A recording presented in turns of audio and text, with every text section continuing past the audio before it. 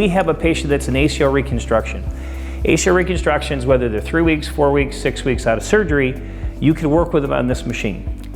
The difference is though, as we all know as physical therapists, you have to range limit their extensions so you don't stretch the graft.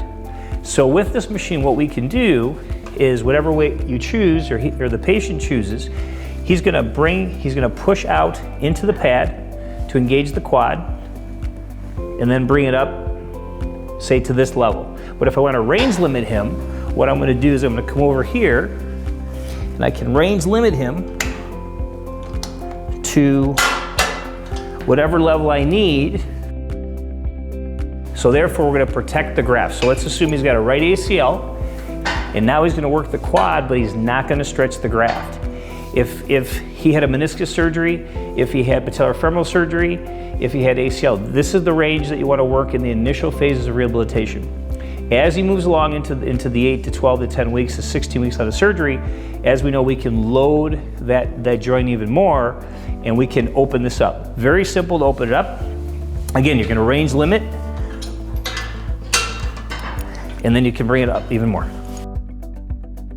And then bring it back down slowly. The next patient population you want to really focus on is total joints. So total joints, again, you see them 4, 5, 6 days out of surgery. Once you do see them, you want to gain the strength back as soon as you can.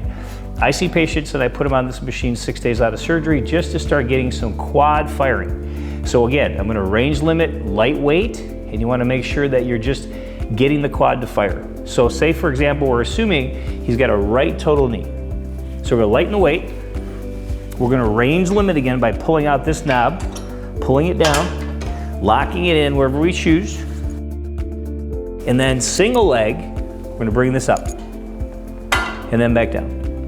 So as we're doing that, we're going to engage the quad, okay? For this patient population, lightweight, and as he's coming to therapy, you open him up to where he can gain more strength throughout the full range for the quad. Now, on the flip side, the nice thing about this machine, which is very unique to this machine and no other, is this joint axis will line up with the joint space. For flexion, this also will do that by one switch of a knob. So we're going to demonstrate that and show how we do that.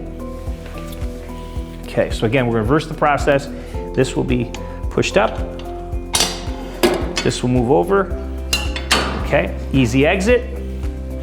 And then what we do is we switch this lever here and we just pull it up and knock it down. And what that does is that's going to line up the axis if we're going to work hamstrings. So again, same system.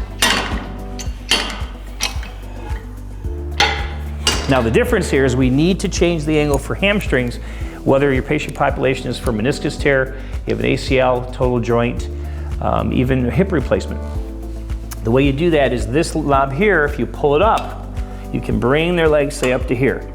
Now, with a total knee, one of the big key features with a total joint, as we all know, as therapists, is you have to gain extension. The hamstring is most efficient at 33 degrees. So if the patient starts here and they pull down to about here, that's about 33 degrees.